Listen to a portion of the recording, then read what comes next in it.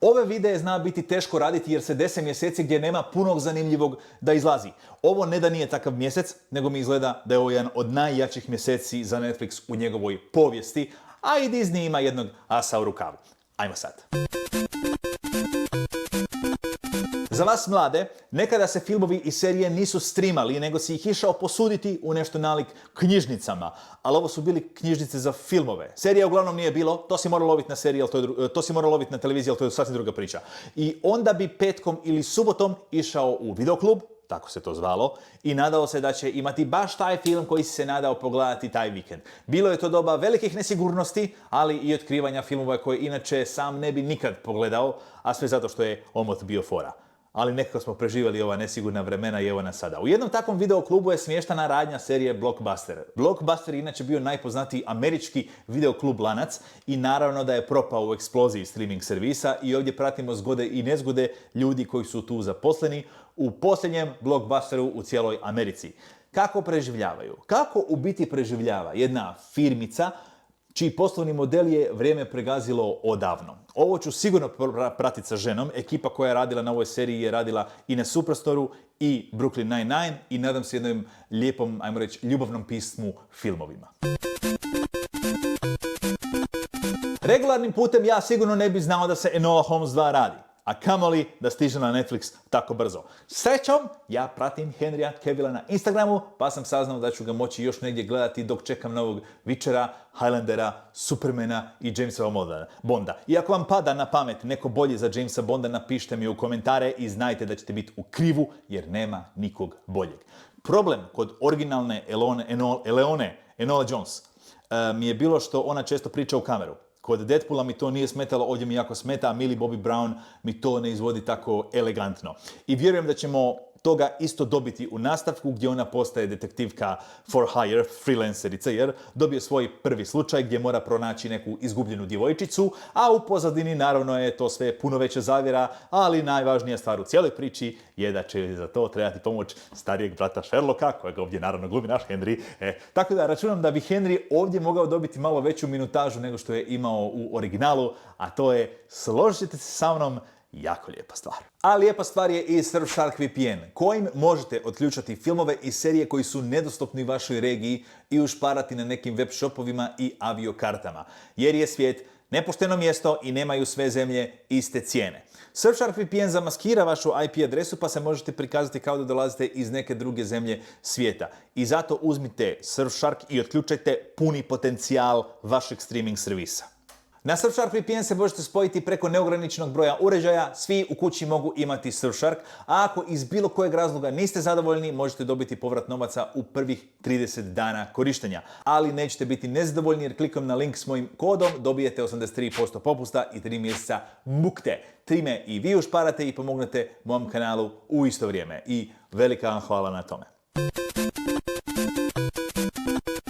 Ne želim ovo prenahajpavati, ali ovo bi mogla biti serija godine. Dolazi od autora Darka, koja je po mnogima najbolje i najkompleksnije ispričana serija i ništa nalik tome se još nije pojavilo na streaming servisima. Vjerojatno zato što se od gledatelja traži ekstra pozornost i koncentracija, a generalnu publiku se generalno voli podcjenjivati.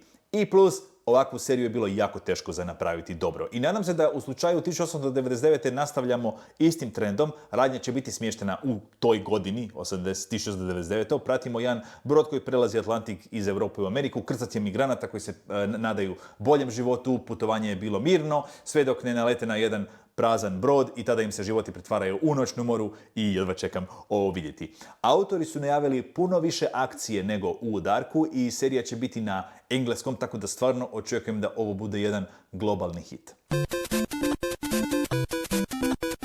U Slumberlandu bi sigurno više uživao da sam dosta mlađi. Ovo je priča o jednoj djevojčici imena Nemo koja je s ocem živjela u svjetioniku. Međutim, on nestane na moru i ona mora seliti u grad da živi sa stricem i ta prilagodba je jako teška, ali njena prava avantura počne kada otkrije kartu do Slumberlanda gdje se, probijajući se kroz svijet snova i noćnih mora, nada opet povezati s tatom. To radi uz pomoć flipa, kojeg opisuju kao nekakvog skitnicu ili odmetnika, ali prema traileru izgleda dosta benigno. Glumi ga Jason Momoa i opet prema traileru film izgleda jako skup, dosta nakrcan atraktivnim vizualnim efektima i u zadnje vrijeme se razmišljam nekako o tim najpopularnijim glumcima danas. I vidim da dosta njih u biti nisu glumci, nego glume sebe, a ljudi ih vole jer su jako karizmatični i simpatični. Jason Momoa je svakako jedan od takvih glumaca, ne glumaca. Da pravim ja jednu takvu top listu, a? Dajte like da znam. It is Wednesday, my dudes. Ovako dobar odabir glavnih uloga još nisam vidio od originalne obitelji Addams sa Raulom Julio. Obožavao sam te filmove. Jenna Ortega mi se ovdje čini kao sjajna, fenomenalna Wednesday. Luis Guzman će ovdje biti super Gomez, možda i bolji nego Raul. Catherine Zeta-Jones, Morticia, super i Fred Armisen kao Fester.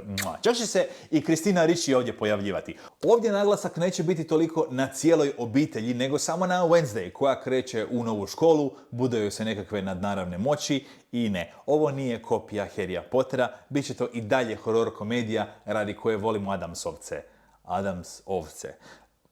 Wednesday pokušava spriječiti niz ubojstava u toj školi i pokušava razotkriti nekakvu staru čuvanu obiteljsku tajnu, kao inače, jel? Iako vam sve ovo nije dosta.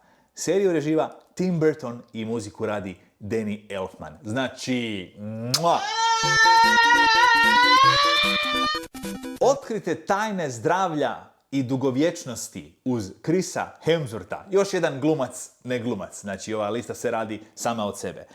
Koji, uz to što laže da je do onih mišića i stora došao 100% prirodno, sad preuzima nekoliko izazova gdje kao stavlja glavu na panj. E sad, ako je to istina, je li onda ova serija neuspio pokušaj da se makne Chrisa Hemswortha i zamijeni nekim drugim Thorom, ili je cijela ova serija laž? Vama ću ostaviti da razmislite, jer nisam baš siguran da bi si Disney tek tako riskirao jednog od najpopularnijih glumaca koje imaju u svom studiju na ovaj način. Meni se ovo čini zanimljivim zbog lokacija, bit će jako vrućeg, bit će jako hladnog i da vidimo tih par opasnih po život izazova s kojima će se suočiti najljepši Hemsworth brat. Prema traileru mi se čini da će ovdje biti i ostale manje lijepe Hemsworth braće. Ovo nazivaju borbom protiv efekata vremena nad nama. Možda naučimo nešto novo, a možda naučimo ništa nova, jer vrijeme nas sve gazi i tu si ne može pomoći nitko, osim možda Tom Cruise i Salma Hayek. Ali oni imaju zdrav život, zdravo se hrane, vježbaju, puno su na zraku, bogati su i vjerojatno nekakav kirurgić ti pomogne tu i tamo.